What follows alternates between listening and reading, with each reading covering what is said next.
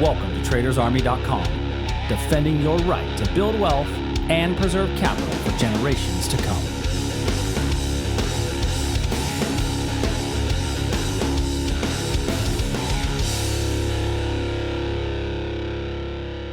Good morning, everybody. Welcome to today's edition of the Daily Market Commentary on a day where essentially we're sitting flat. The S&P is flat. The NASDAQ is pretty flat. It's like the Great Plains. Not a whole lot going on. If you're new to the channel, do me a favor, click the subscribe button, hit the notification bell. If you are a regular viewer, do me a favor, click that like button. It may not do a whole lot for you to push the button, but it does a whole lot for the algorithms to know that people are actually paying attention. Go ahead, do it real quick.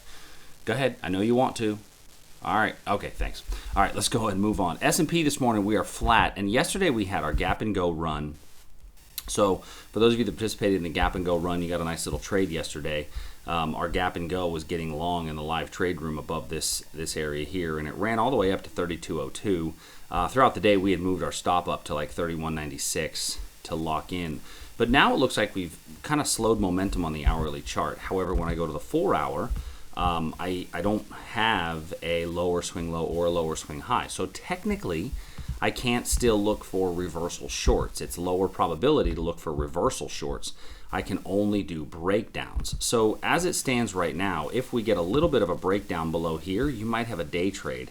But your day trade may only make it all the way down to this 31.84 area where we've got a little level of demand. If I slide to the 15-minute time period, that area is a little bit more evident to see right in here. So I think it's okay to give that breakdown a shot if you want to try for a short-term day trade, and then take a look at this area here as a potential reversal opportunity right in through this zone. So we'll keep an eye on that one throughout the day. Next would be the NQ. So our NQ, we have a very similar picture, a level to keep an eye on the smaller time frame, which is this area right in here. And once again, we could get a very similar breakdown potential. The NQ actually looks cleaner for the breakdown because this level's touched here. That's you are once, twice, we need 3 times a lady as a touch point. I know I'm invoking Lionel Richie this early in the morning. Never a good thing. But we could get a little bit of a day trade as price could come back down into this region, although I wouldn't go for a reversal short until the 4-hour gives us a reason to do so. Looking at crude oil, call it much of the same, as not a whole lot has occurred. We did make it up to that $60 a barrel area, and now we've got a little bit of what could become a breakout above this region here.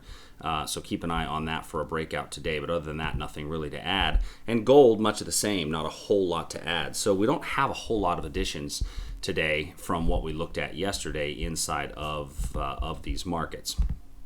Looking over at our bonds and currency markets, the ZN, our 10-year note, we have, once again, not a whole lot of stuff to add. We did get a better sell-off yesterday throughout the day and then rallied up, kind of gone sideways in the overnight sessions, so our gap fill area is still in play. Technically, if we get lower than the Globex low, you oftentimes will think about taking a short. I think that could become a little bit of a bear trap where there's going to be a lot of people trying to short this on a breakdown without having the proper room to roam because of this area here of potential demand. So I'm not going to short that breakdown because I think that it can be a little bit of a bull trap. Excuse me, a bear trap. When I look at the Aussie, now this one has played out exactly as we talked about in the live trade room Sunday night as well as yesterday. A little bit of a basing before the level, a breakdown for a short-term day trade, and now we're starting to get a rally up off of this area of demand. When I look at that, as I see on the 4-hour, remembering that our 4-hour still has us in in a 4-hour, I've got a swing low and a swing high.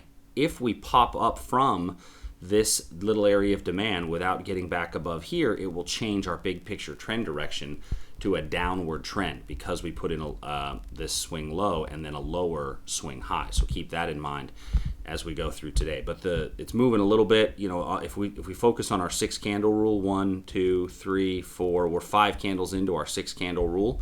And so I'm going to remove this level at this point, but we are getting a little bit of a bounce off of it now.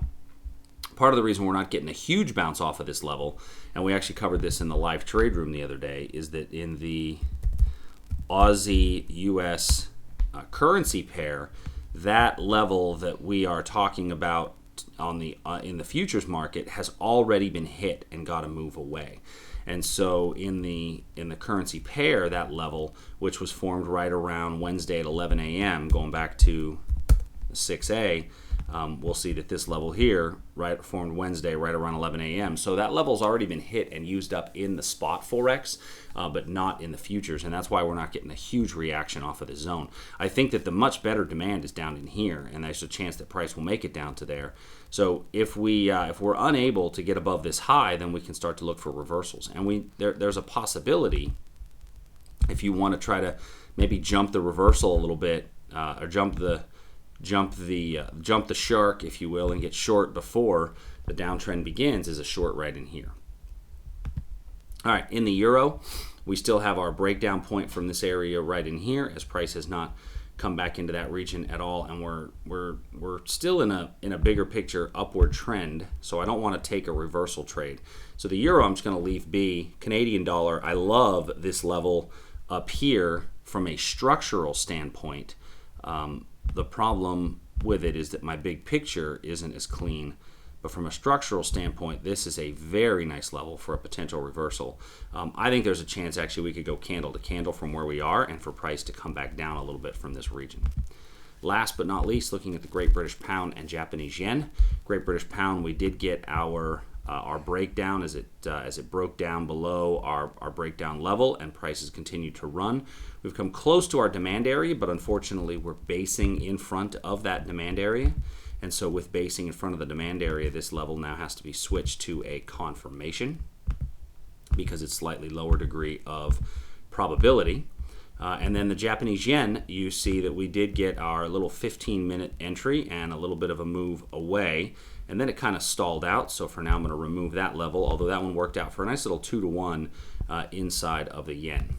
So for what we have today, just be patient. Once again, I feel like I say that a lot, but I think there's a chance we could come down a little bit in the S&P and the NASDAQ, and let's look for opportunities for reversals in case that happens. So if you have any questions, please send us an email, support@tradersarmy.com. Until tomorrow, everybody, I hope you have an amazing day.